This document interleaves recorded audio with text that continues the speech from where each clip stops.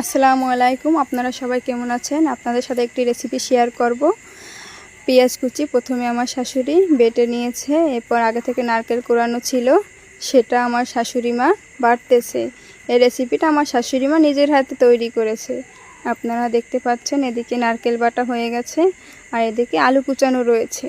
এদিকে মাছও কুটে বেছে ধোয়া রয়েছে। এদিকে কলা পাতা আনছে।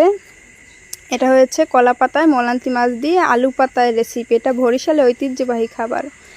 এদিকে কড়াইতে মলান্তি মাছ দিয়েছে, তাতে পরিমাণ মতো হলুদের গুঁড়া দিয়েছে, পরিমাণ মতো মরিচের গুঁড়া, পরিমাণ মতো লবণ দিয়েছে। আর এর ভিতরে বাটা সেই নারকেল আর তেল দিয়ে আমার শাশুড়ি মা সুন্দর করে এটাকে মাখিয়ে নিচ্ছে। তারপর এটার ভিতরে দিয়ে দিচ্ছে সেই আগের কুচি করা আলু, এর ভিতর দিয়ে সুন্দর করে মাখিয়ে নিচ্ছে। তারপর কলা পাতার উপরে তেল দিয়ে কলা পাতাটাও সুন্দর করে করে নিয়েছে। তারপর কলা পাতার উপর সেই মলান্তি মাছ, আলু, নারকেল বাটা, পেঁয়াজ বাটা, রসুন, তেল যা মাখিয়েছিল সেগুলো দিয়ে দিয়েছে। তারপর কড়াইতে আপনারা দেখতে পাচ্ছেন কলা পাতা দিচ্ছে। আমরা মাটির চুলায় রান্না করি, মাটির চুলার রান্নার স্বাদ অন্যরকম।